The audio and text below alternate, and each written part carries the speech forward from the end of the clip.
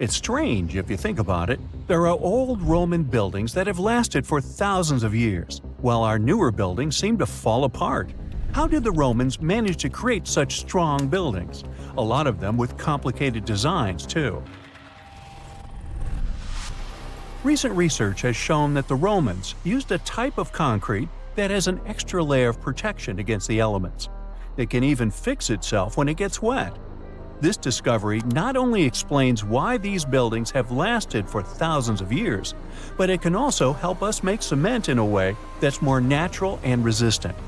A recent study shows that Romans used volcanic ash in their concrete mix to make it stronger, especially when it was near the ocean, where the air is naturally more humid and could naturally cause more damage. These days, we make concrete out of sand, rocks, water, and a special kind of cement called Portland cement. This cement itself is made by cooking limestone, clay, and other substances in very hot ovens that reach over 1400 degrees Fahrenheit. Sure, it creates a well-blended mixture, but it cracks easily, and sometimes it only lasts a few decades. There's one more interesting feature of this amazing Roman concrete. It has small white bits of calcium called lime clasts that stay inside the concrete and do not disappear over time. At first, it may not seem that attractive because it's not as smooth as the concrete we use today. And for many years, specialists used to think that having small pieces of lime in concrete was a bad thing because they thought it made buildings less resistant. But researchers found out that these tiny pieces actually help the concrete fix itself. I wish I could fix myself that easily. They discovered that when the concrete got cracks, it seemed to magically fill them with a substance called calcium carbonate, found in the lime clasts. The Romans made their concrete by mixing sand, volcanic ash, and burned limestone together and adding water. This is called hot mixing. When the water and lime mix together, they have a chemical reaction that makes the mixture get very hot, up to 200 degrees Fahrenheit. This also causes those tiny pieces of lime to form. Now, this concrete can get cracks, and when water, rain, or seawater gets in, it makes the calcium in the concrete dissolve. The calcium then sticks to the cracks and makes them close up, kind of like a scab. Of course, researchers had to test this method, and they made concrete as the Romans did. Shortly after, they cracked it here and there. They placed the cracked concrete under water, and after 1 to 3 weeks, the cracks were gone. Safe to say, this didn't happen with concrete made using modern methods. Now, the Romans didn't know the science behind making their concrete strong, but they found a good recipe by trying different things over a long time period. Ancient records show that they used this recipe to build strong structures, especially for ships, and continued to use it once they found it was successful. Now, not all Roman buildings made it to the 21st century in perfect condition. The Colosseum, for instance, one of the most famous Roman constructions in the world, used to be nearly twice as large as it is today. It sustained a lot of damage throughout the ages, reaching the form we've come to know today. Let's not forget, it's a pretty old building to begin with. Its construction started in the year 70 under Roman ruler Vespasian, who later started making motor scooters named after him. You know, Vespa? Nah, I made that up.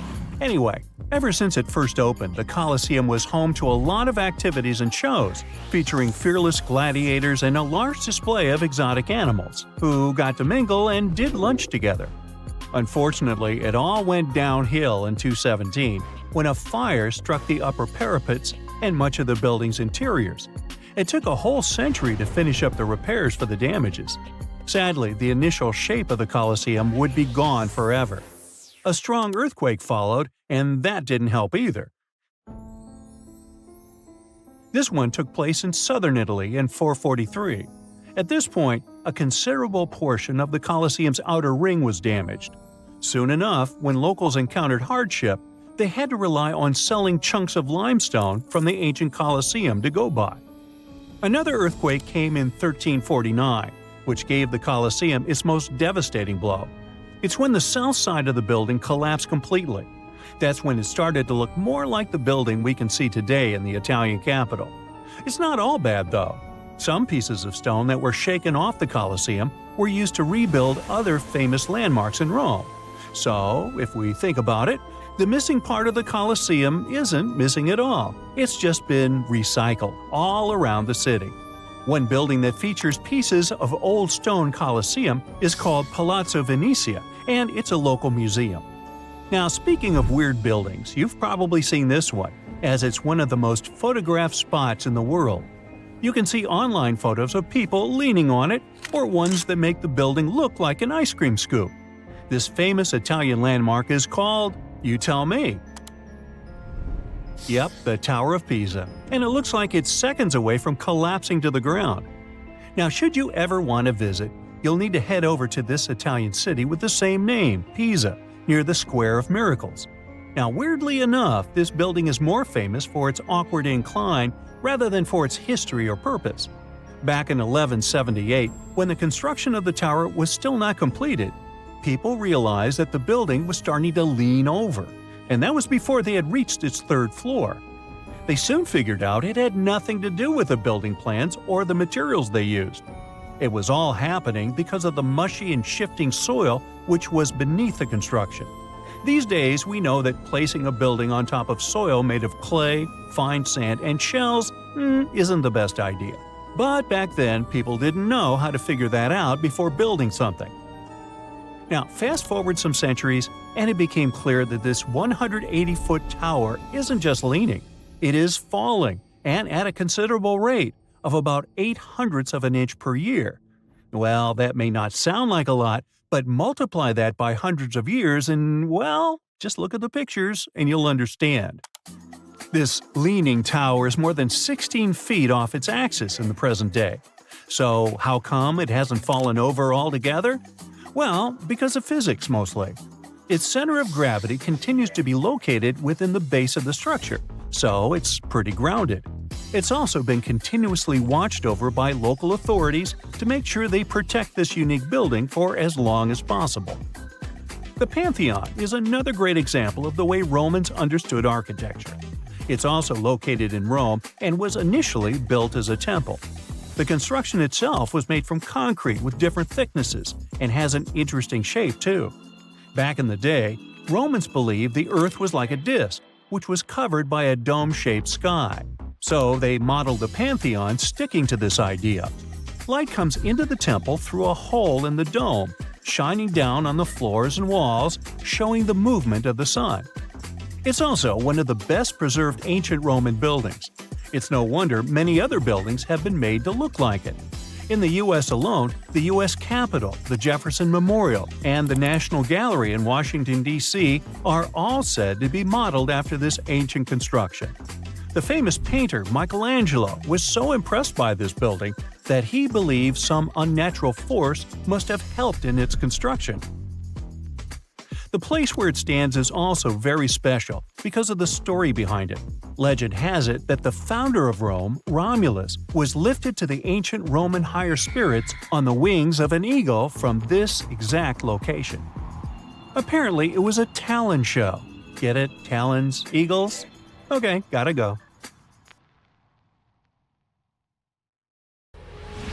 Archaeologists just found the remains of a lost city from thousands of years ago, hiding in southeastern Europe. They were sure that it was nothing more than an old defense outpost, but new digs are changing that big time. They now believe the site might actually be the lost capital of an ancient kingdom of Lynkestis that has to do with Alexander the Great, the man who changed history. The ruins are near a small village called Cernobouki in North Macedonia. You can find mentions of them from 1966, but nobody really dug into them until about 15 years ago. At first, they found just a few ruins and thought it was a guard post used to spot Romans coming from the west. But now, a team of scientists went back with high-tech equipment and found proof this place wasn't just a tiny outpost. Researchers managed to look under the ground and found that the Acropolis the ruins sit on, which is a flat hilltop, has enough rooms and infrastructure to host a full-on city inside the fortress walls. It covers about 2.8 hectares and around 10,000 people lived here at its peak.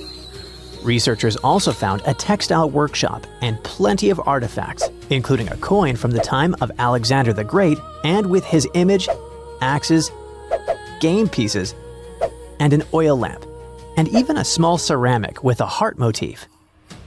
One of the coolest finds is a reusable clay theater ticket, which was unique to North Macedonia. This means there was also most likely a theater here, and it could be in one of the large buildings. Experts used to think that the city was from the time of King Philip V, but now, thanks to the coin and especially the ancient tools and broken pottery that were found, they believe people might have lived there during the Bronze Age. Lynkestis and the rest of Upper Macedonia had some pretty intense weather with freezing, rainy winters, and super hot summers. Life there wasn't easy, and most of the time, it was all about surviving. The people who lived in the area were mostly nomadic herders, and they had to move around depending on the season. They traveled with their flocks of cattle, goats, and sheep, always looking for the best pasture lands. Back then, Macedonia was kind of like the outsider of the Greek world. It was part Greek, but powerful city-states like Athens and Sparta didn't really accept it. Thanks to this position on the edge, Macedonia had the chance to mix Greek traditions with local culture. Eventually, they took over and changed the whole ancient world under kings like Philip II and Alexander the Great. The new discoveries at Cernobukki show us how connected and powerful ancient Macedonia really was, especially since the city sat along trade routes to Constantinople. Big historical figures like Octavian and Agrippa might have passed through the area on their way to clash with Cleopatra and Mark Antony. The place could also be the lost capital of the ancient kingdom of Lynkestis or Lyncus. Some experts think that a major city in Upper Macedonia could be where Queen Eurydice was born. That powerful lady gave birth to Philip II of Macedon, who took over Lynkestis in the 4th century BCE. The kingdom of Macedon became independent, and thanks to it, the son of Philip II, Alexander the Great, later became the king of the Macedonian Empire. That man totally lived up to his name. In just 13 years, he created one of the biggest empires in history, stretching from Greece all the way to Egypt and India. And he managed to do all that before passing away at just 32 years old. Researchers plan to dig deeper into this important site to learn more about the early civilizations of Europe. This incredible discovery was possible thanks to LiDAR. This remote sensing tool helps map things like how tall plants are, how thick forests are, and other details across big areas. LiDAR is an active system, meaning it creates its own energy, in this case light, to scan the ground. A laser fires super fast pulses of light that shoot down to the ground and bounce off things like buildings and tree branches. The LiDAR sensor then catches the reflected light and records it. The system measures how long it takes for the light to go from the laser to the ground and back. This is called the two-way travel time. That time helps figure out the distance the light traveled. Then, using that distance, the system can figure out the exact elevation of different spots. Scientists recently found another lost city using the same technology. This one, called Giangola, was hiding beneath the dense jungles of Mexico for 600 years. All this time, researchers believed there was just an abandoned fortress there. There was no way to go and see until recently, when they used LiDAR and got a 3D model of the area in just 2 hours from a plane. Giangola was built in pre-Columbian times between the years 1350 and 1521. It covered 360 hectares and had over 1,100 buildings, 2.5 miles of defensive walls, and a whole network of internal roads. The city had a well-planned urban layout with temples and ball courts and separate neighborhoods for the elites and commoners.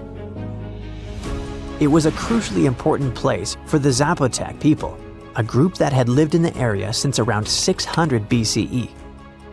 In Giangola, families lived together in homes with big patios in the middle, surrounded by rooms.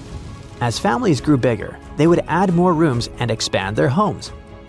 Since Giangola was surrounded by mountains, the locals tried to use every piece of land on the slopes that was good enough to build a house. They even used natural drainage of the area to have water, and they must have been great at construction, as many of their constructions are still standing today. But at some point in the beginning of the 16th century, they didn't have enough fresh water and good farmland to grow food, and moved away to nearby Tehuantepec.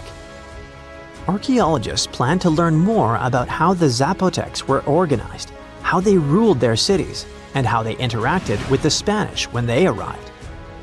They plan to study all 1,170 buildings found in the LiDAR scan, and it'll take a few years. Another recent find, made with the same groundbreaking tech, is a massive city that lay hidden beneath the thick green canopy of the Amazon rainforest. A whole network of houses, plazas, roads, and canals was hiding in the shadow of a mighty volcano. Many scientists thought that ancient Amazonian people lived in tiny huts and cleared patches of land to survive. But this city, built 2,500 years ago and inhabited for nearly 1,000 years, debunked that theory and changed everything. Now, researchers think tens of thousands or even hundreds of thousands of people lived in complex urban societies. They scanned the area and found that 6,000 rectangular platforms, each about 66 by 33 feet and 6 to 9 feet high. These structures were arranged in clusters around central plazas that had straight roads with perfect right angles and paths connecting them. One of the roads was an impressive 16 miles long. Building straight roads like this is way harder than just going with the landscape. Some of these roads may have had great spiritual or ceremonial significance. The civilization was thriving thanks to rich soil from a nearby volcano. But the same volcano may have also led to its downfall.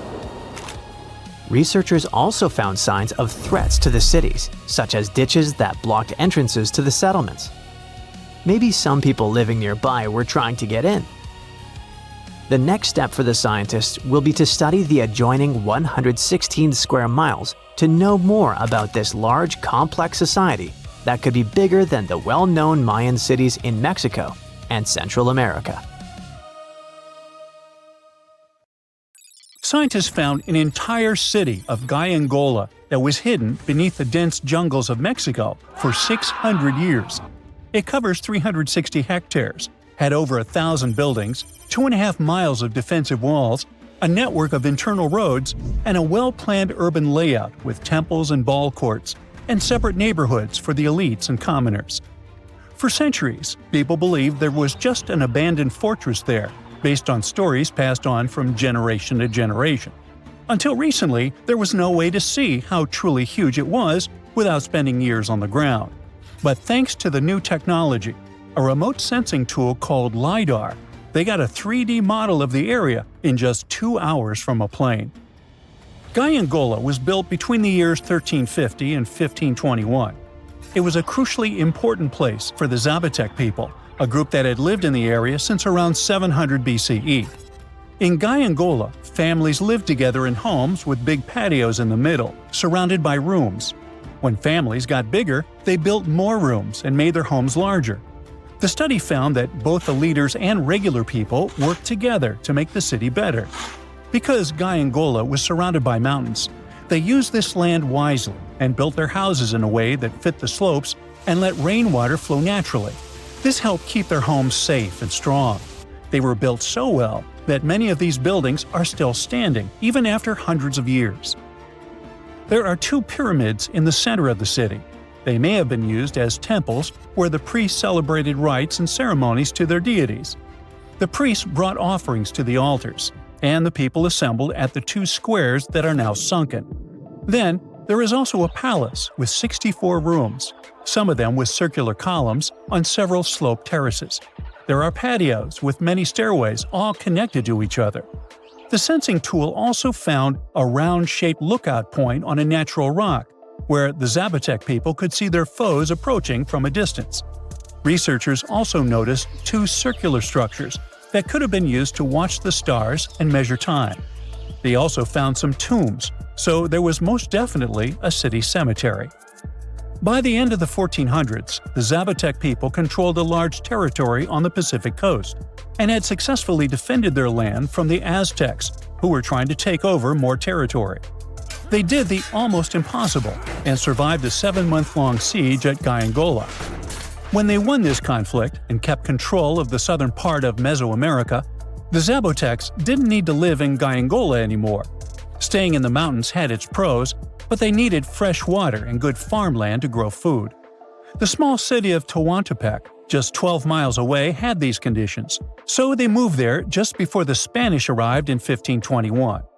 Over time, Zapotec traditions started to fade, but their culture didn't disappear completely, and more than 300,000 Zapotec people still live in Oaxaca state in Mexico. They speak their own languages and keep their traditions alive. Creating the 3D model of the lost city is just the beginning of the research. Archaeologists hope that future studies of Gyangola will help us learn more about how the Zapotecs were organized, how they ruled their cities, and how they interacted with the Spanish when they arrived. They plan to study all 1,100 buildings found in the LiDAR scan, and it will take a few years. Instead of digging up the ruins, they will use special technology to scan the land and learn more about the city without damaging it. This same tech helped scientists find another massive ancient city that lay hidden beneath the thick green canopy of the Amazon forest. A whole network of houses, plazas, roads, and canals was hiding in the shadow of a mighty volcano. For centuries, many scientists assumed that ancient Amazonian people lived in tiny huts, clearing patches of land to survive. But this city, built 2,500 years ago and inhabited for 1,000 years, proves the opposite. Now, scientists think tens of thousands or even hundreds of thousands of people lived in complex urban societies. Scanning the area found 6,000 rectangular platforms, each measuring around 66 by 33 feet, and standing 6 to 9 feet high. These structures were arranged in clusters around central plazas, with straight roads with perfect right angles and paths connecting them. One of the roads was 16 miles long. Building straight roads like this is far harder than just following the landscape. Some of these roads may have had deep spiritual or ceremonial significance.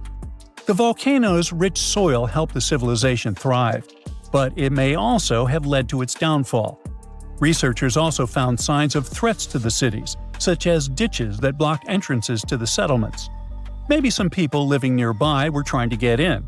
The next step for the researchers will be studying the adjoining 116 square miles to know more about this large, complex society that could be bigger than the well-known Mayan societies in Mexico and Central America.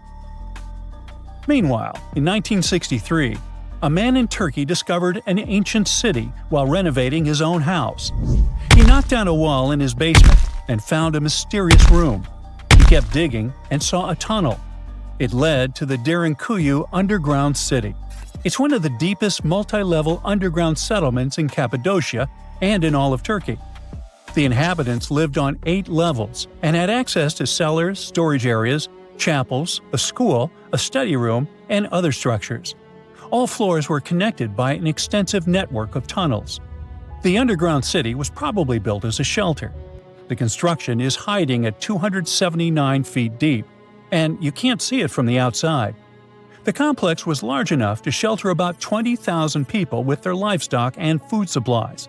There was also a 180-foot ventilation shaft. Archaeologists believe that Phrygians first built the levels. The Romans used and enhanced the structure later. The golden time of Derinkuyu was during the Byzantine era. The next lost and found city appeared only in a few inscriptions and ancient texts, so no one could be sure it really existed. Scientists searched the majority of the coast of Egypt until one archaeologist and his team detected a colossal face looking at them from under the water. The ancient city of Thonis Heraklion was discovered completely submerged 4 miles off Alexandria's coast. In the ruins of the lost city, there were 64 ships, 700 anchors, and a treasure trove of gold coins. Archaeologists believe the 16-foot-tall statue and the temple remains are the most important findings discovered by the expedition. Back then, the city had ceremonies and celebrations that took place in the Temple of Ammon. The ruins and artifacts were made from granite and diorite, so they were in good condition even after having been in contact with water for centuries. They give people a glimpse into what life was like 2,300 years ago in one of the most important trade ports of the world. The city had a network of canals, sort of like an ancient Egyptian Venice. The canals linked many separate harbors and anchorages. Towers, temples, houses, and other structures were also linked by bridges. Thonis Heracleon was the country's main port for international trade and the collection of taxes. No one really knows how the city ended up submerged, but archaeologists connect it with natural causes. At the end of the 2nd century BCE, most probably after a flood, it got covered with water. Then Alexandria, the city founded by Alexander the Great, became more glorious than Heracleon. Before Alexandria's fame, Heracleon was the main port of entry to Egypt. So after the tragedy, many ships heading for Heracleon had to change their route and go to Alexandria. Heracleon lost its glory until its discovery in 2000. We're in the Caribbean, and these are the Taino people. Scientists have long believed that they were the first inhabitants of the Greater Antilles, and those people were roaming the Isles long before Columbus discovered this place. However, a recent discovery showed that there were some other peoples living there. These guys are called the Archaic people, and they are now known for being good at using stone tools. They've used a whole bunch of polished tools, such as hammers, axes, and whatsoever. We still haven't found out how they managed to invent and produce all those tools without special equipment. Scientists are now looking for a sort of necropolis, or a similar archaeological site, to find out more about these people. Another curious settlement was found a couple of years ago, not far away from Florida. This one is pre-Columbian too, but it seems that the dwellers there were more into fashion than crafting using stone tools. The scientists discovered a complex of 37 oyster shell rings. There were many households with these rings, and the locals would produce beads from the shells of marine creatures. By the way, long ago, beads weren't intended only for fashion, but they were also an important social instrument. People would sew them on their clothes to manifest their power or wealth. Sometimes archaeologists manage to discover whole cities. This is exactly what Eleni Korka, an archaeologist from Greece, did. She found the lost city of Tania back in 2018. It wasn't a lucky coincidence. The whole search took as much as 34 years. By the way, Tania was even considered a mythical city. The city of Tania was a Trojan-founded city, and the ancient texts claimed it was incredibly wealthy. Well, seems like the texts were true. The archaeologists found around 200 coins on the site. Some jewelry was found there too. For instance, there was an iron ring with a seal. They also found a gold coin that was supposedly used to pay for a journey to the afterlife. Yeah, back then, people believed that it existed, and they needed to pay for a ticket to get there. The discovered clay, stones, and marble floors help us imagine what their dwellings looked like. And the archaeologists also found some vases there. One of the earliest examples of human-made art is located in the cave of Altamira in northern Spain. The paintings in a Paleolithic cave are so special because they're not monochrome, but have several colors combined. Still, these earliest masterpieces were hidden for a long time. They were only discovered in 1868, and today, this cave is a UNESCO World Heritage Site. Despite how old these paintings are, they're well preserved, because they've been well isolated for all this time. Since the gallery was located deep in a cave, it was almost impossible for external climatic influences to ruin these prehistoric masterpieces. We are now in England, 2009. Meet Terry Herbert, a member of the Blockwitch Research and Metal Detecting Club. One day, he was casually inspecting plowed farmland in Staffordshire with a metal detector. I guess he must have wanted to find something special, but I bet he didn't expect to find what he actually stumbled upon. He discovered something that scientists later called the largest hoard of Anglo-Saxon gold and silver metalwork ever found. There's a list of items discovered, but if I start reading it to you, it's going to take me a really long time. To make a long story short, the archaeologists found 11 pounds of gold, 3 pounds of silver, and about 3,500 pieces of jewelry.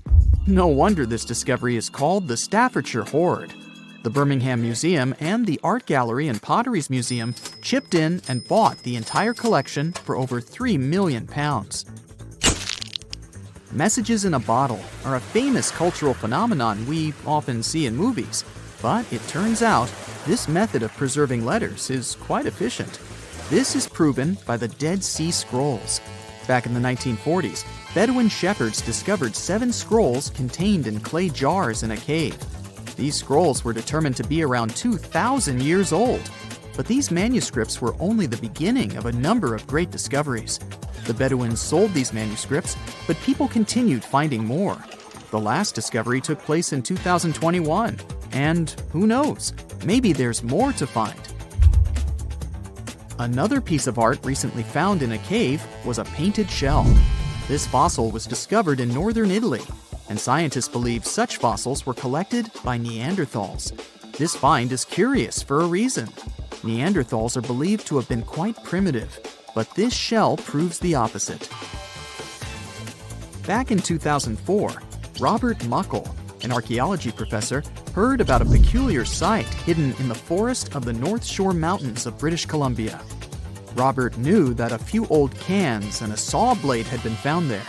This place was believed to be a sort of logging camp, but a thorough excavation that took 14 years to complete revealed something different. Turns out, it wasn't a logging camp, but a long-lost Japanese settlement. The archaeologists found around 1,000 items, such as white and blue rice bowls, teapots, pocket watches, sake bottles, and buttons. The ceramics weren't that well preserved, so they only discovered hundreds of fragments. In one of his interviews, Robert mentioned that they also found remnants of a bathhouse. The community that lived there was pretty small, since there were only about 14 houses found. The scientists believe that they must have lived there in secret. People have changed their preferences over the centuries. Fashion has certainly changed, and our houses too, not to mention our technologies. But there's one thing for sure that's been unchanged: our love for food. Scientists managed to discover some of the oldest examples of people's favorite food. They inspected some ancient pottery and managed to find traces of best-loved food dating back to around 2000 BCE.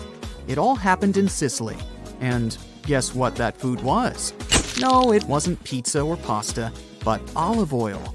And there's more. Researchers from Egypt discovered some lumpy substance in some ancient pottery, which turned out to be cheese. It dates back to the 13th century BCE.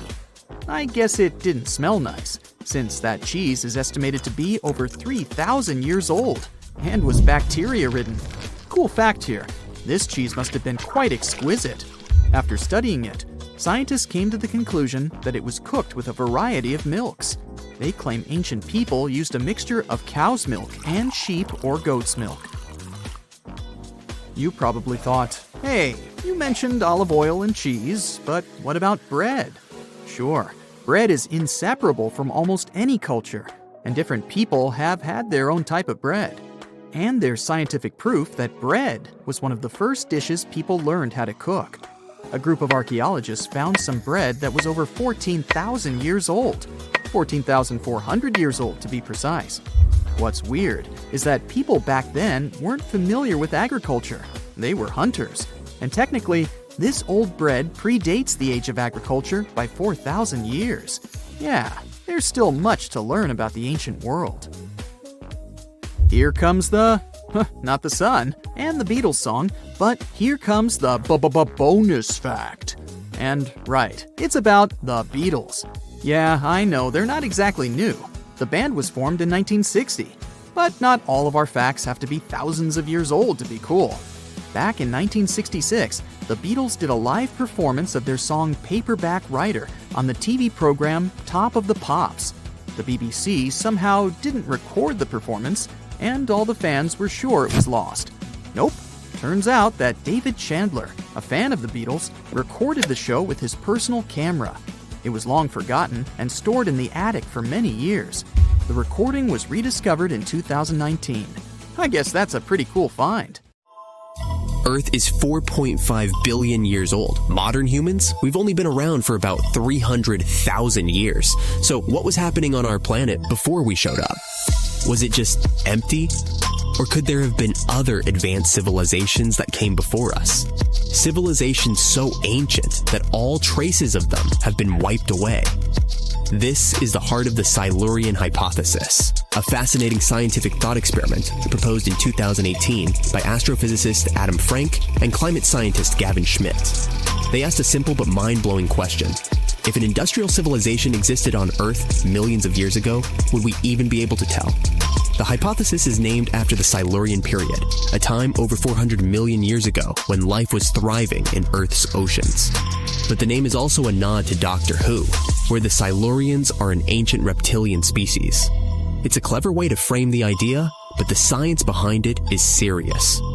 So, if there were advanced civilizations before us, where are all the ruins, the tools, the skyscrapers? Well, that's the thing. Earth is a master at recycling itself. Our planet is constantly changing. Mountains rise and fall, oceans become deserts, and entire continents shift over millions of years.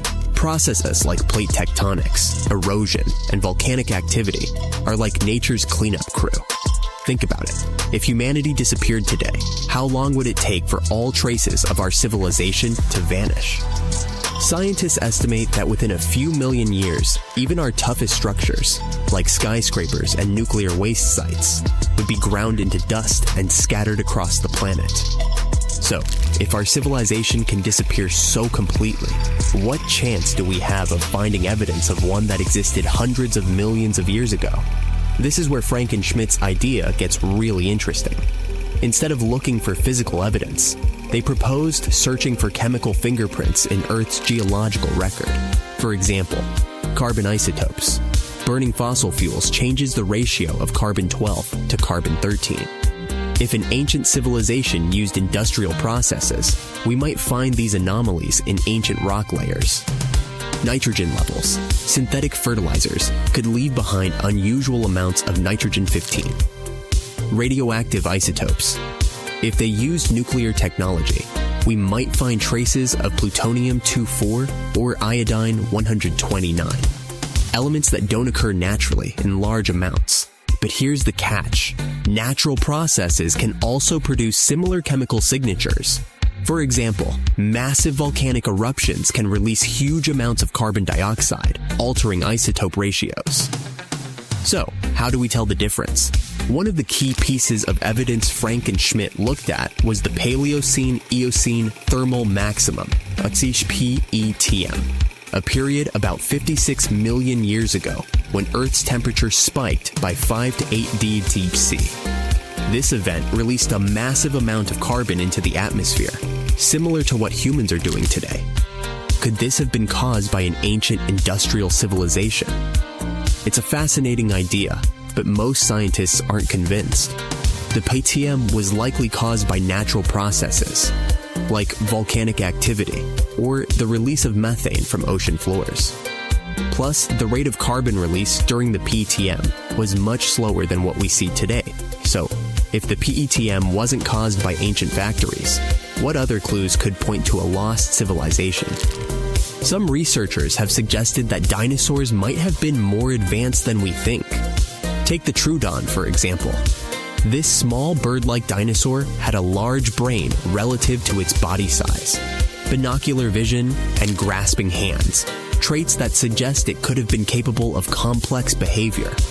Paleontologist Dale Russell even speculated that if dinosaurs hadn't gone extinct, Troodons might have evolved into intelligent, human-like creatures he called dinosauroids.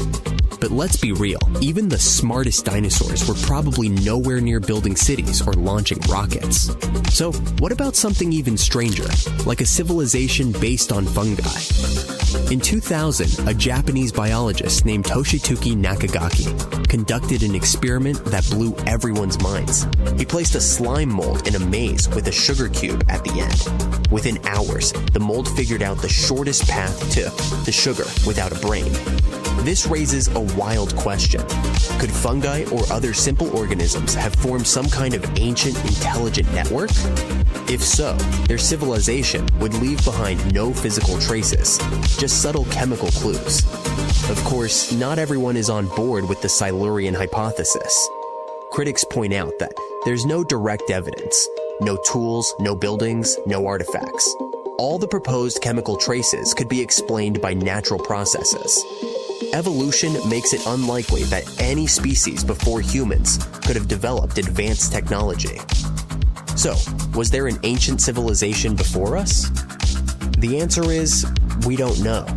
But the Silurian hypothesis isn't really about proving the existence of lizard people or dinosaur engineers. It's about challenging our assumptions and asking, what don't we know about Earth's history? And who knows, maybe one day we'll discover a clue that changes everything. If you think Neolithic people spent their days hunting and gathering, think again. These Spanish ancestors were out building impossible structures for their time, like the Menga Dolmen. This magnificent stone structure is located in Antequera, a city often called the heart of Andalusia in southern Spain.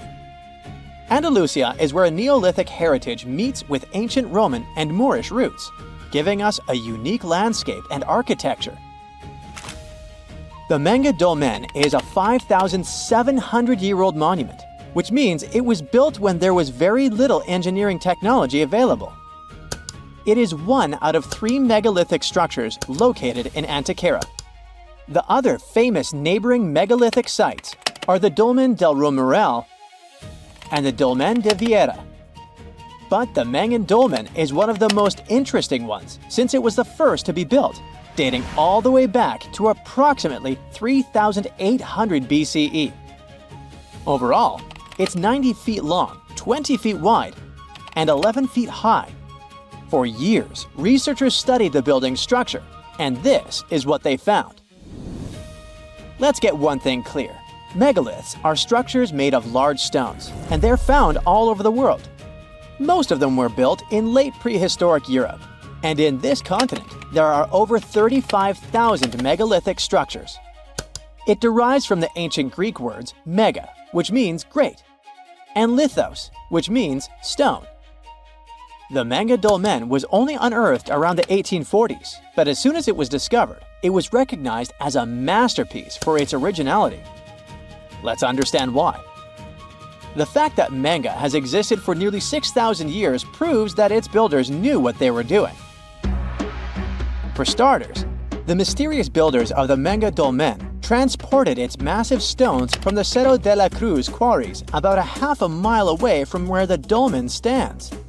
The thing is, the site has 32 absurdly massive stones. Its largest stone is nearly 5 times heavier than Stonehenge's largest stone. Together, they weigh about 1,140 tons, which is about the same as 2 jumbo transatlantic airplanes filled with luggage and passengers. The largest single stone in Menga, known as Capstone C5, weighs around 150 metric tons, which is about the same as a blue whale. Basically, these ancestral workers carried the largest stone ever moved as part of the megalithic phenomenon in Iberia, and the second largest one in France. In case you're wondering, the first place goes to a humongous monolith, weighing 330 tons. That was used to build the Great Broken Menhir in southern Brittany, France. How did they do it though? The first challenge was to carefully select the rocks that would be used to build the structure. According to experts, the builder chose calcarenites and calcarudites, which are considered soft or moderately soft rocks, probably because they would settle into each other more easily with time. Then they had to move these huge monsters. The most plausible guess is that they built a trackway to carry them, using scaffolds, ropes, and gravity itself. This way, they would minimize friction. To carry them downhill, the workers needed to have precise control of their acceleration and a precise notion of the balance point of each rock. Remember we said they used soft rocks, though. This meant they needed to be extremely careful when maneuvering them with ropes.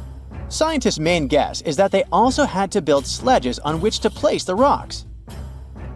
But moving the rocks wasn't their main accomplishment.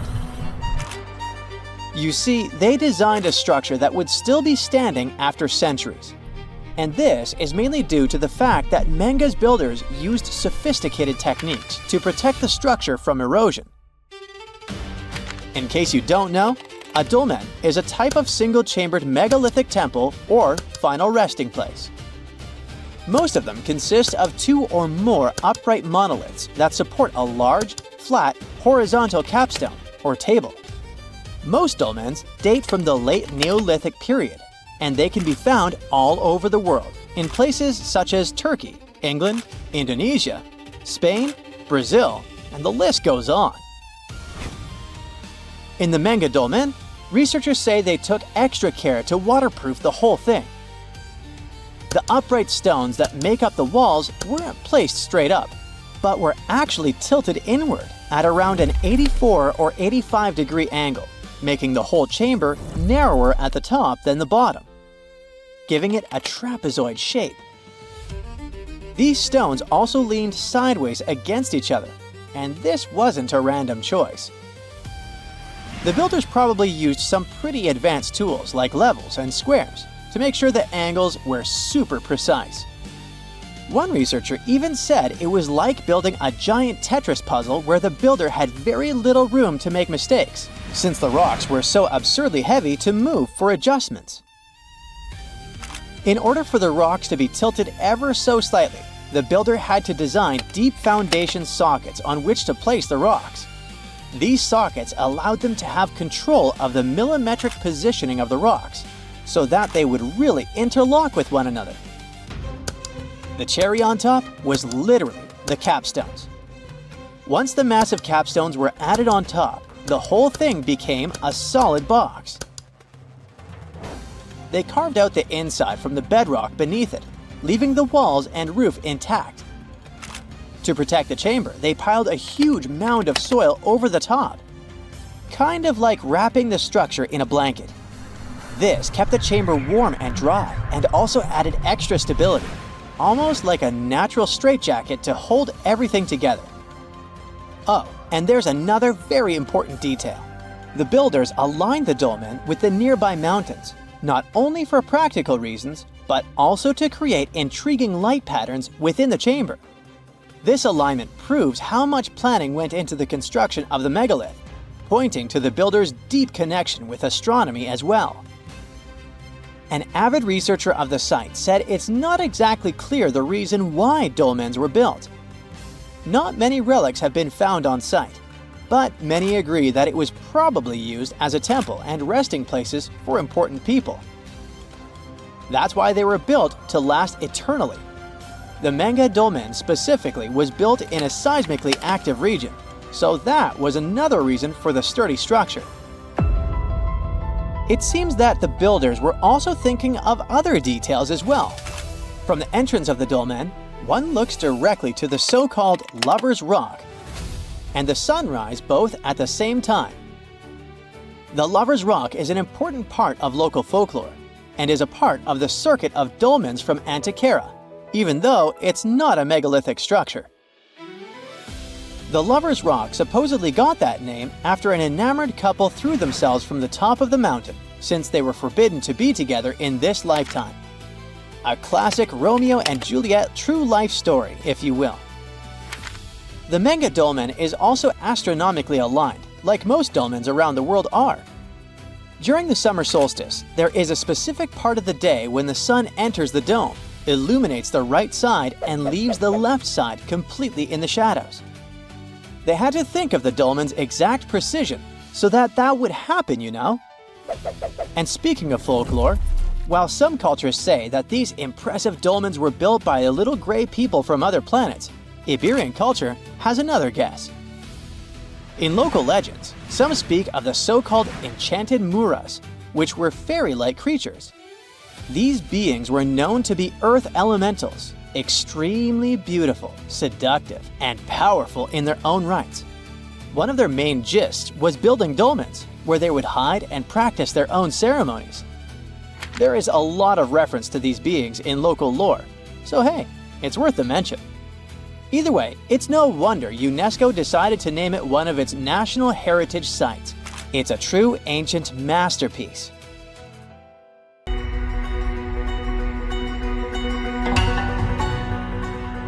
Take a look at these stones. They seem ordinary at first glance, just ancient slabs, ruins of some buildings.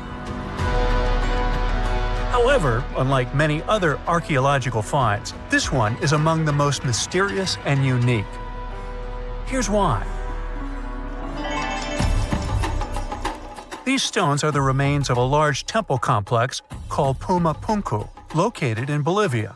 Scientists aren't certain, but it's likely that Puma Punku was built by the Tiahuanaco Empire, which existed between 300 and 1000 CE, before the Inca Empire.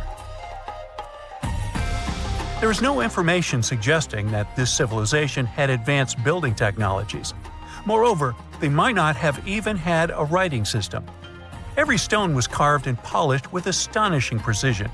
They fit together perfectly, like pieces of a puzzle. The craft is so refined that not even a razor blade can pass between the stones.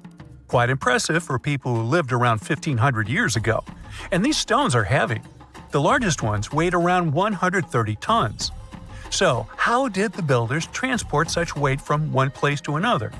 Scientists suggest that this civilization did not know about the invention of the wheel. So, how did they manage to build such a perfect engineering structure? Did Tiahuanaco have the knowledge and tools for stonework? Or did someone else build Puma Punku? There are several theories about this. Theory 1. There was some advanced civilization that came to South America, interacted with Tiahuanaco, built this engineering marvel, and then left. Theory 2. Some beings from another planet came to Earth, showed humans how to build perfect structures, and created Puma Punku. This theory is dubious. Another idea from this series suggests that Puma Punku was built by mythological creatures from the South American culture at that time. Theory 3, the most likely one. There is no mystery here. Tiahuanaco was indeed an advanced civilization with incredible building technologies. So, what do you think?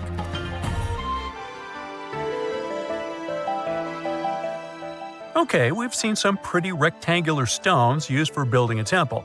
How about perfectly round stones for studying the starry sky? Or for some other purpose, it doesn't matter.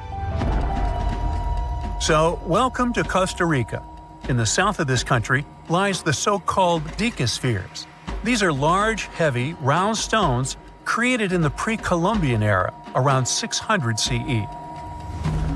Now, each stone is made from a unique type of rock formed from cooled magma. In other words, someone waited for a volcanic eruption to end and for all the magma to cool, and then took all this material and carved these spheres from it. But how did they achieve such a perfect shape? Scientists suggest that people used small stones to grind and carve the cooled magma. Some specialists think that the stones were made for navigation. They could have indicated the way to certain places. Another theory claims that the deca squares were used for astronomy. No one knows for sure. We may never get the answer to this question because the people who knew the secret of the stones disappeared after the Spanish expansion.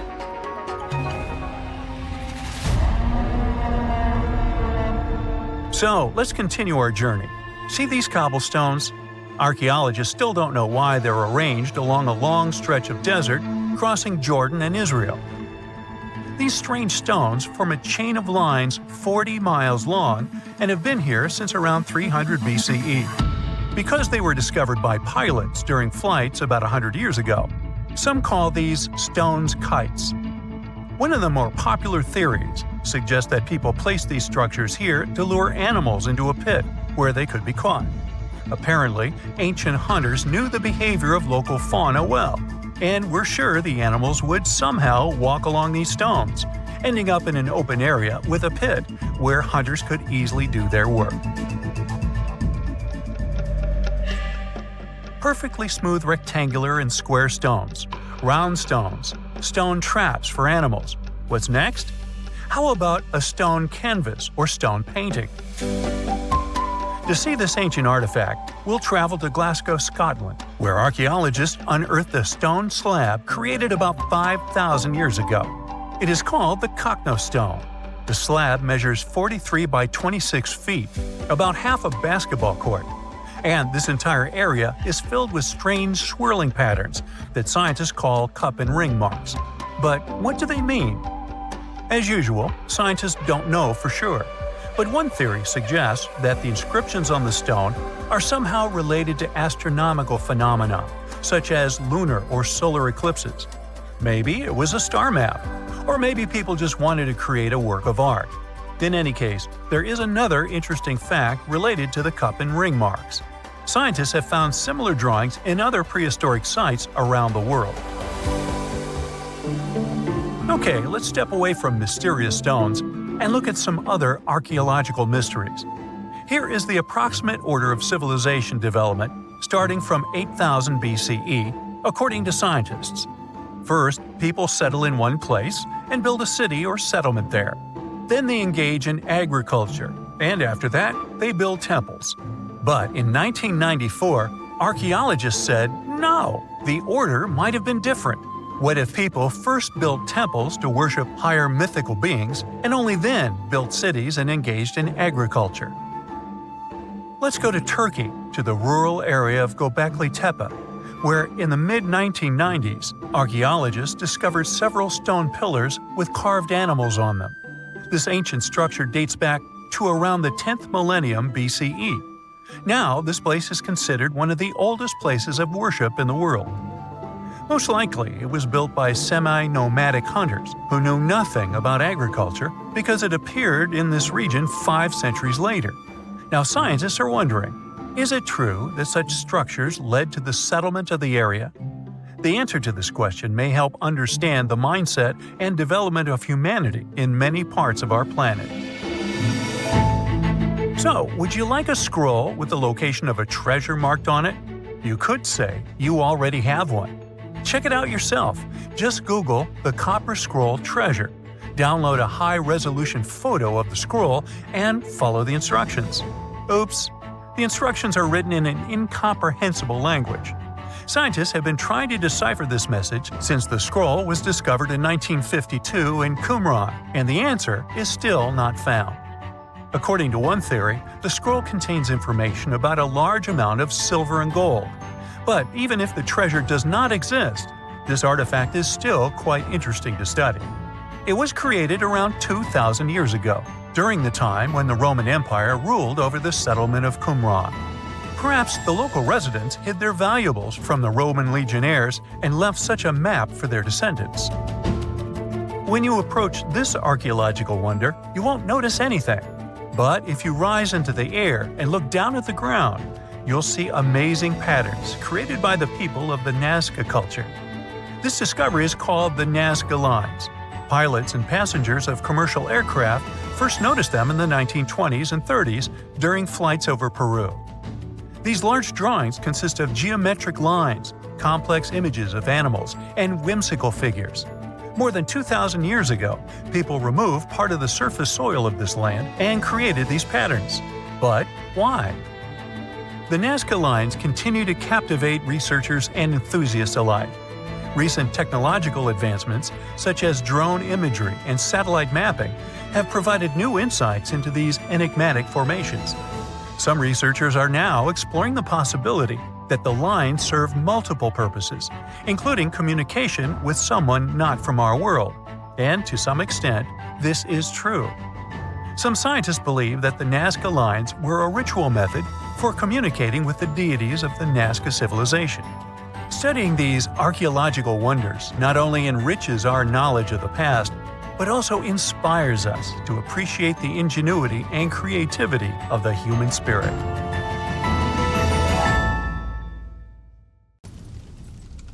On April 15, 2019, an unexpected fire almost destroyed one of the most famous buildings in the world, the Notre Dame Cathedral in Paris.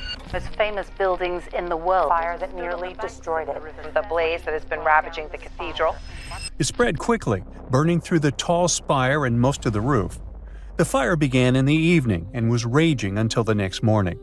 The flames destroyed much of the roof, but firefighters managed to save the main part of the cathedral and priceless pieces of art that were inside.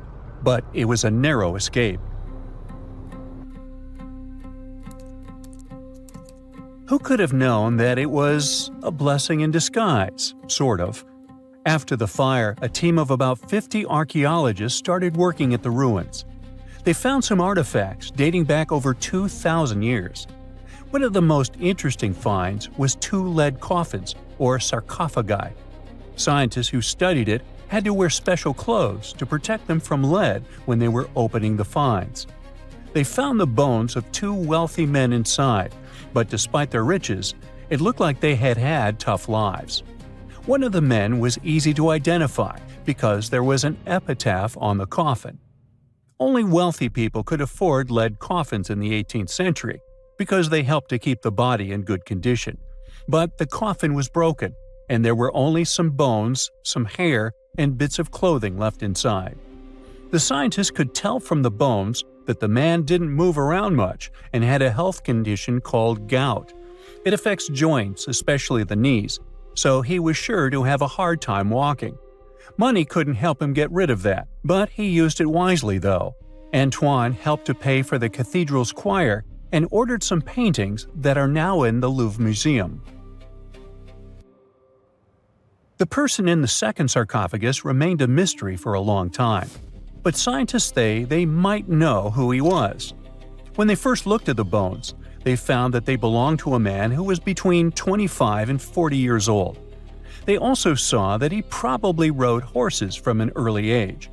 This man's bones showed signs that he had long-lasting health problems, and most of his teeth were missing before he died.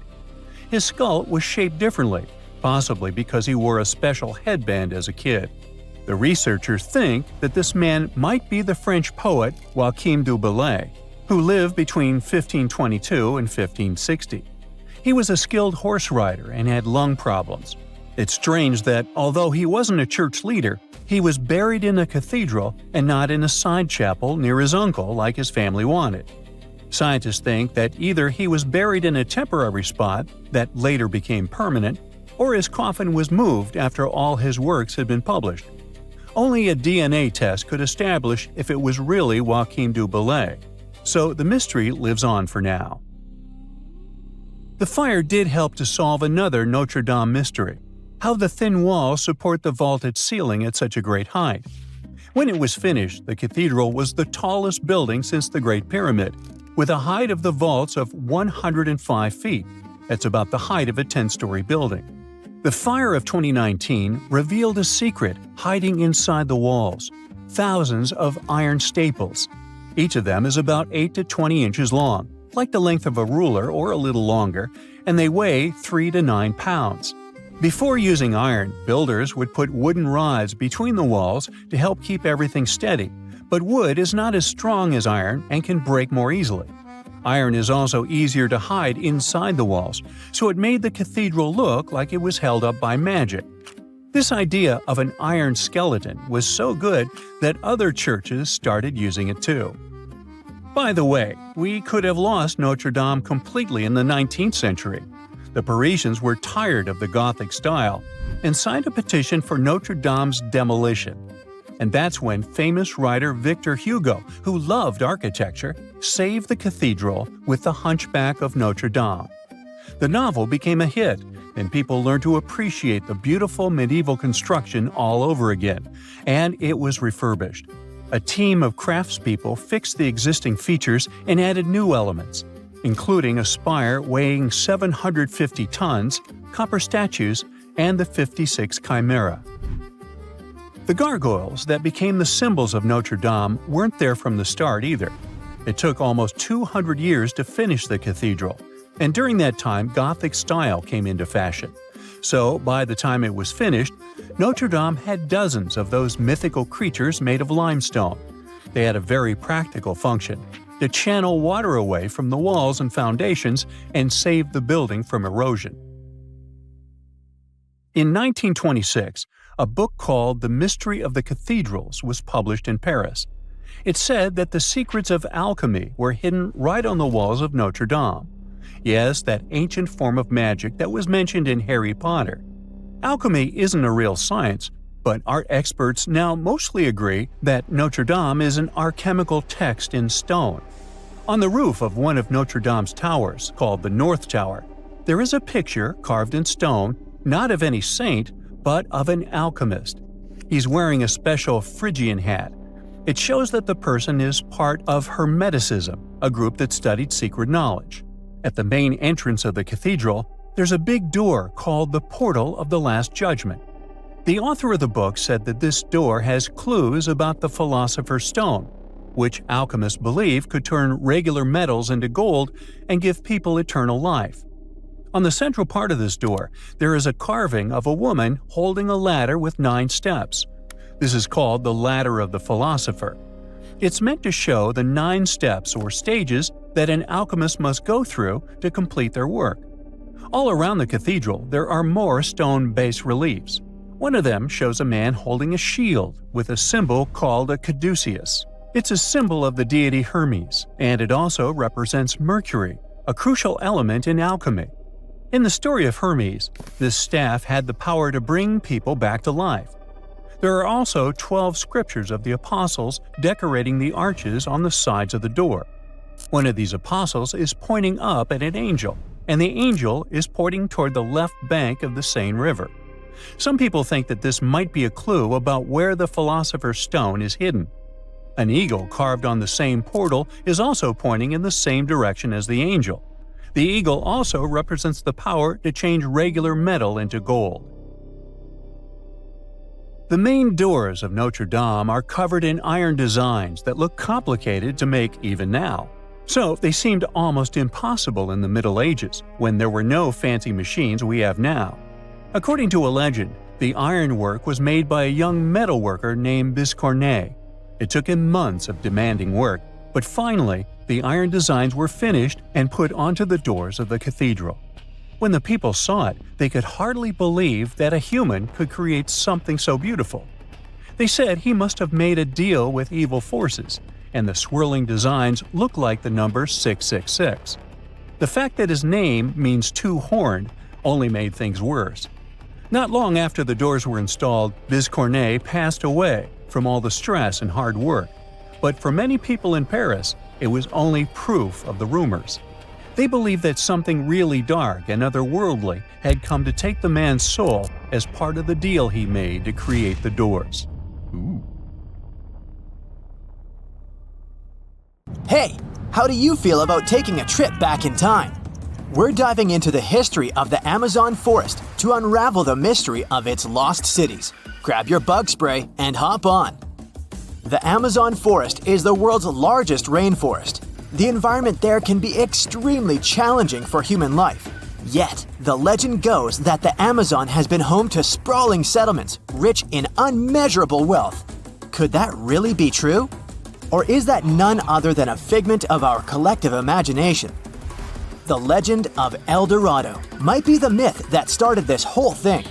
As European explorers began their excavations in American lands back in the 1500s, word got out of an Amazonian civilization that used to paint their leader in gold as an offering to higher powers. The legend of El Hombre Dorado, aka the Golden Man, began to quickly spread around Europe. Explorers got excited at the possibility of finding an infinite amount of gold somewhere deep within the Latin American jungle. And as you can imagine, expeditions to the continent began to multiply with each passing year. It didn't take long before explorers found this civilization. They were known as the Muisca people and were located in Colombia, near Lake Gudavia. The Muisca people had a tradition of painting their leader, aka the Zipa, from head to toe in gold. In a ceremonial gesture, the Zipa would swim into the river, spreading gold dust all over the lake. For the Muisca, This was their way of acknowledging and thanking the higher powers of the universe they believed in. When European explorers heard and witnessed this practice, they were amazed. For them, gold was used solely for commercial purposes as their main currency for trade.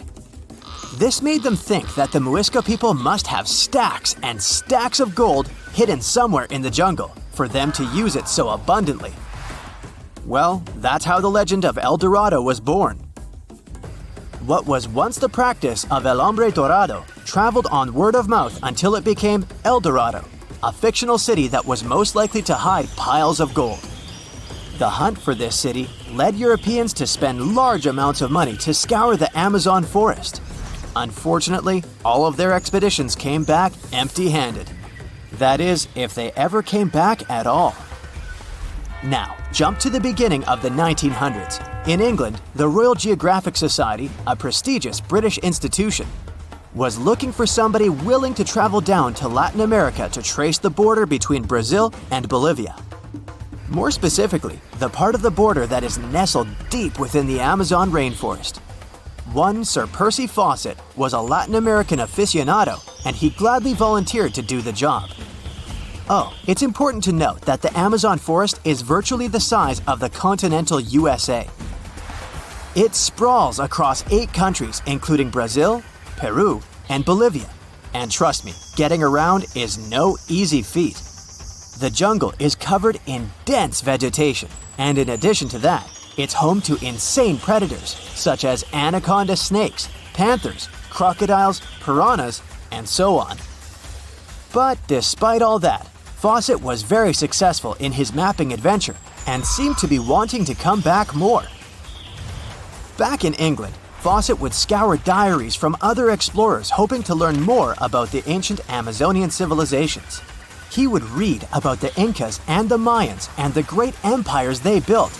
He believed that if the Incas were capable of building empires that stretched over 2 million square miles, this could mean that other Amazonian civilizations could have thrived there too. During his research, Fawcett came across a report from a 16th century explorer. The report told of a city deep within the Amazon forest that held unimaginable quantities of minerals. A town that stretched for 15 miles without any space from a house to house. This report fueled Fawcett's imagination to a new extreme. From then on, he became obsessed with finding what he called the lost city of Z. Over years, Fawcett searched the Amazon forest, usually looking for stone ruins that could possibly indicate human settlements. On his later expeditions, he focused on exploring the state of Mato Grosso in central Brazil. He would travel from Europe and into the lower region of the Xingu River. The trip to the Xingu would take him around 14 days on foot. Then, he would set sail in small wooden boats accompanied by local indigenous leaders that knew the region better than anyone. How he communicated with the indigenous population is still a mystery, since they only spoke in local dialects. Some scientists believe that this could have been the real reason why he never found the city. They believed he wasn't able to communicate what exactly he was looking for. And this was not his greatest difficulty. As we've said before, Amazon is not a kind place for its visitors. In his diaries, Fawcett tells of encounters with a 60-foot-long anaconda, which he bravely survived. He writes of endless sleepless nights and waking up with his hands and feet swollen from mosquito bites. Some of his peers said he was invincible and tireless, but the day came during his 8th expedition when he didn't make it back home. Fawcett disappeared without leaving any trace behind. Some even suspect that he was close to reaching his lifelong goal. On the day of his disappearance, he sent an optimistic letter to his wife saying there was nothing to fear, and that he was setting out on a certain final search. Fawcett's failed attempt to find ruins seemed to support what had become a consensus among experts at the time, that this rainforest was too inhospitable to support large, complex societies, let alone cities. Experts were convinced that the Amazon's lost cities were nothing more than fiction. That is, until the 1960s, when modern research began to find evidence that suggested otherwise. Scientists discovered patches of extremely fertile soil They called it Black Earth. And apparently, they found lots of it in the Amazon, especially alongside rivers. Further research even showed that such soil was created by human waste or the intentional burning of forests, which adds nutrients to the soil below, which could only mean bingo! The discovery of Black Earth was the evidence that large-scale agriculture was possible and probably did exist amidst the Amazon, confirming that settlements could have formed there after all. In the 1990s, along the Xingu River in Brazil, a team of archaeologists from the University of Florida made a remarkable discovery. Working alongside local indigenous people, they found very long ditches. After mapping them, they realized that these ditches were a sign of a big settlement. They were remnants of carefully designed walls centered around a plaza. Some were roads that led to more settlements. In fact, just this part of the Amazon, about the size of New Jersey, was once a network of dozens of settlements that experts believe could have been home to at least 50,000 people between 1250 and 1650 CE. Other discoveries were possible thanks to LiDAR imaging, a type of technology that allows researchers to take satellite pictures of the forest's ground without having to step inside of it. A network of trenches in Acre, Brazil, dates back to 200 to 1200 CE. These suggest settlements that could have supported 60,000 people. Other images from near the Xingu River suggest cities that could have housed about 50 million people. These were the lost cities of the Amazon. Believe it or not, these images suggest that Fawcett was very close to a major discovery. He was looking for the ruins in the right place, but he was looking for the wrong thing. Unlike cities such as Cusco, which used stone as their primary material, Amazonian settlements used wood and earth to build their cities. These materials are highly deteriorating and probably decomposed over time. Finding them required a bit more technology than what Fawcett had available at his time. I bet you've never heard of the legendary oasis of Zerzura. This ancient city is said to be hidden somewhere deep in the Sahara Desert, and its discovery could mean unimaginable riches and untold secrets. According to an anonymous 15th century Arabic guide, the key to unlocking the city lies in the beak of a bird carved on the city gate. Zerzura might not be as popular as Machu Picchu or the pyramids, but that just makes it more mysterious. Legend has it that Zerzura is built around this big oasis somewhere in the desert west of the Nile. Apparently, it's made out of white stone and has all these luxurious houses and gold decorations. The story goes that a scribe wrote down the account of a traveler who stumbled upon Zerzura while looking for his lost camel. At one point in his journey, the man got caught up in a sandstorm, where he got separated from the rest of his group. The traveler kept wandering in the desert for days, and then, out of nowhere, two men showed up and guided him to the city of Zerzura. The traveler described this city as an oasis filled with little birds and made out of pure white stonework.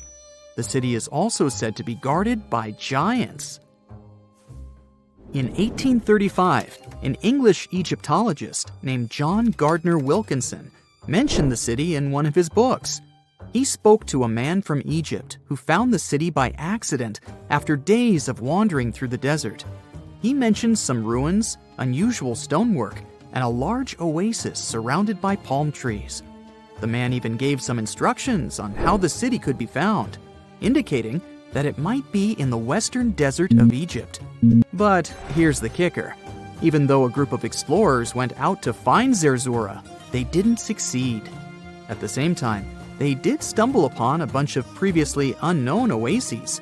In the early 1900s, numerous expeditions were sent to find the city, including one with a fleet of Ford Model A trucks.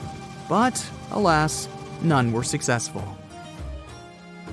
Others say Zerzura did exist at one point, but not anymore. It's possible it was swallowed by the desert. It's believed that back in the day, the Sahara Desert was actually green. Scientists even found traces of ancient rivers that flowed through the area 100,000 years ago, creating green corridors across the desert. But Zerzura might have never been real to begin with. Maybe it only existed in the minds of people, a figment of their imagination as they were struggling in the African desert. For thousands of years, people have been obsessed with the hunt for another lost city, Atlantis. But if this place really existed, where on Earth, or under the sea, could it be? According to Plato, Atlantis was an actual place, and it was supposedly located somewhere in the Atlantic Ocean, near the Strait of Gibraltar. But how did this mythical city become synonymous with a perfect, paradise-like society? Well, you can thank Ignatius Donnelly for that. The American writer published a book in 1882 where he outlined 13 hypotheses about the existence of Atlantis. Donnelly truly believed that this lost city was where ancient humans lived in peace and joy for centuries. Donnelly even thought that Atlantis was the original source of many ancient civilizations around the world. And if we just followed Plato's clues, we could totally find Atlantis. Sounds like a treasure hunt, right? What inspired Donnelly to go on this quest in the first place, you might ask? Apparently, an amateur archaeologist discovered the city of Troy, using Homer's The Iliad as a guide. Well, if Troy was real, then why not Atlantis? Back in the day, some people believed that America was the legendary Atlantis. Columbus really stirred up some excitement when he brought back news about the New World to Europe. But the real hunt for Atlantis didn't really start until the 20th and 21st centuries. Some people tried to connect the dots between a volcanic eruption on the island of Santorini and the destruction of Minoan settlements. But in 2018, a team of investigators claimed they had nailed it, announcing they had discovered concrete proof that Atlantis had existed. What was their evidence, you ask? A series of mysterious circles in a national park in Spain. But the circles turned out to be nothing more than experimental ponds for studying zooplankton. Let's face it, there's no real evidence that Plato's lost city of Atlantis actually existed. But it doesn't make searching for it any less exciting, does it? The Fountain of Youth isn't a lost city per se, but it is another mythical location that many have claimed to have stumbled upon over the years. Long ago, people were obsessed with the idea of living forever, or at least extending their lives as much as possible. Each culture had its own wild story, like the Greeks talking about a magic fountain that let people live longer, or Alexander the Great finding a river of paradise that could heal the wounded. Japanese legends spoke of hot springs that could make you young again, while the Caribbean locals talked about the restorative powers of the water in one of their own mystical lands. Explorers searched far and wide for these magical waters, but nothing. Probably the most famous of all was the story of the Spanish explorer Juan Ponce de Leon, who thought he'd found it in Florida. Now, Ponce de Leon was quite a character. He sailed with Columbus and became an important figure in the area now known as the Dominican Republic. He found gold in Puerto Rico and even became the island's administrator. But when the ruler of Spain decided to replace him in his duties, he got upset and decided to explore Florida, looking for gold and the elusive Fountain of Youth. He explored the Bahamas, but sadly, he didn't find any gold or magic water. He did, however, make his way to Florida. He explored the coast and even discovered the Gulf Stream. Unfortunately, his last expedition didn't go well, and he was wounded. But the legend of him searching for the Fountain of Youth lived on. Even though historians don't think he was really looking for the Fountain of Youth, thousands of people visit the Fountain of Youth Archaeological Park every year to try the sulfur-smelling water. It's the oldest attraction in Florida, which has been around since the 17th century. Some say the water has unusual properties, but I'll leave that up to you to decide after you visit this place. Norse mythology has its own mysterious land called Thule. It's said to be somewhere between Scandinavia and Iceland, where the sun barely shines and the cold bites hard. The folks there survive on a diet of millet, herbs, fruits, and roots, washed down with a grain and honey brew. As for its exact location, scholars can't seem to agree on it to this day. The legendary ancient Greek explorer Pytheas was said to be the first to stumble upon Thule during his quest for tin mines. He sailed his way up north, passing by Scotland, and after 6 long days of sailing, he reached Thule.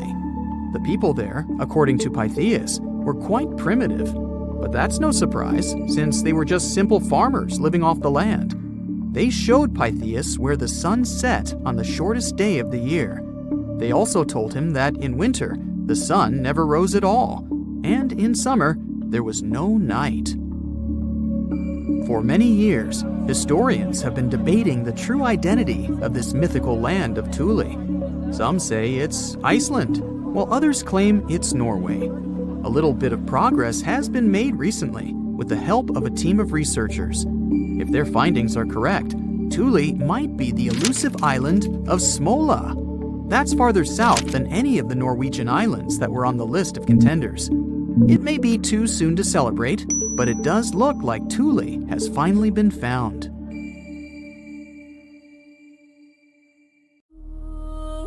Eridu, a megacity older than the first known civilization and older than the pyramids of Giza, was buried in the sands of the Mesopotamian desert for over 2,000 years. Now, scientists have made a discovery that changes what we know about the ancient city. They found over 4,000 canals around Eridu that brought water to more than 700 farms where people worked between the 6th and the early 1st millennium BCE.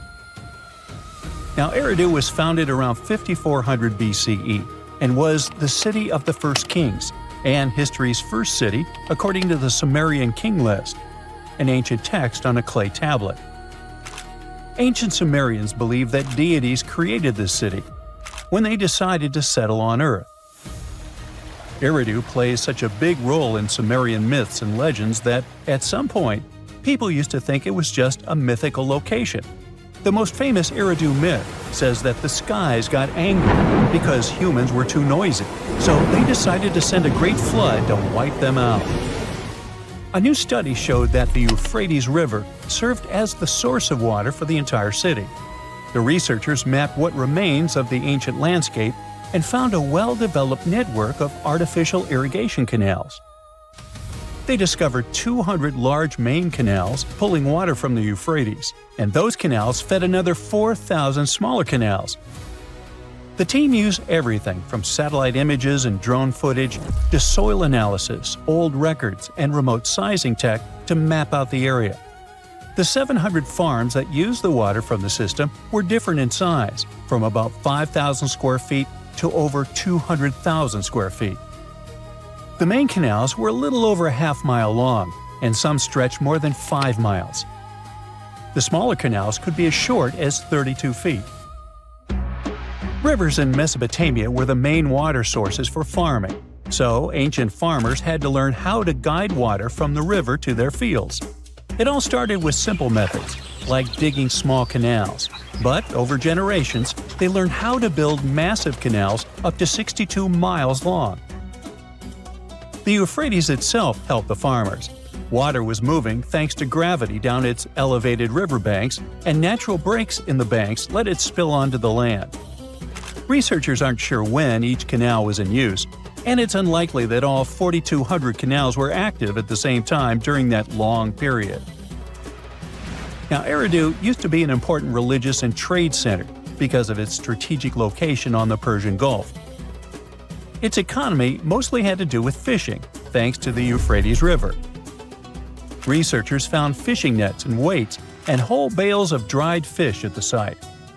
And there were even models of reed boats, the earliest physical evidence we have for constructed boats anywhere. The city was thriving until people abandoned it around the year 600 BCE, and scientists still aren't sure why they did it. The local residents, plus the visiting pilgrims and merchants, had just exhausted all the resources of the land. They had to let it rest several times before abandoning the city for good. It happened when the Euphrates changed its course, and they lost their main source of water. Now, many centuries later, in 1854, a British official was on a mission to this area to check out a remote place that had a bunch of mounds called tells, which are piles of debris left behind by ancient human settlements. At first, Taylor wasn't impressed. He had been hoping to find something big, maybe statues, ancient writing, or ruins of palaces and temples. But with the brief time he had, all he found were things like walls, drains, stone platforms, and pieces of limestone columns decorated with tiny mosaic cones. But he didn't know that these boring mounds were hiding one of the oldest cities on Earth, Eridu. The people at the British Museum got interested in the finding, but the first full-scale excavations took place here only around a century later. The local Iraqi authorities got really interested in the excavations as they were hoping to find more about the earliest days of Mesopotamian history. So they focused on Mound 1, a massive tell as tall as an 8-story building. Soon they uncovered part of an unfinished step pyramid from the end of the 3rd millennium BCE. As they dug deeper, they found layers of human life going back in time. There were levels from the Uruk period, and even remains from a time before the Sumerians called proto-history. In those lower layers, they discovered multiple rebuilds of the Temple of Enki, the city's main deity. People rebuilt this temple again and again for over 2,000 years. Every time the temple collapsed, they built a new one right on top. Each new version of the temple was bigger and more impressive than the last. From the middle of the 4th millennium BCE, these temple buildings became massive, more advanced than anything else humans had built up to that point. The city in Eridu was also becoming more complex, with clear social classes. Eventually, they stopped rebuilding the temple and put up a step pyramid on top of the ruins. Even though Eridu faded, it likely stayed important as a religious site. Archaeologists found pottery from the 2nd and 1st centuries BCE during excavations, although there were no signs of houses. The Sumerians were an innovative civilization, as you can tell. By 1500 BCE, they invented the cedar plow, a tool that let farmers plow and plant seeds at the same time, using animals like oxen to pull it. This gear even came with instructions. The Sumerian Farmer's Almanac gave farmers advice on how to grow more crops with proper tilling and irrigation. These smart farming tricks helped feed more people, which led to larger cities, an organized ruling system, and more focus on religion. And as their cities expanded, so did their work in writing, math, and spiritual life. 5,000 years ago, the Sumerians had already produced cuneiform, one of the first writing systems in history.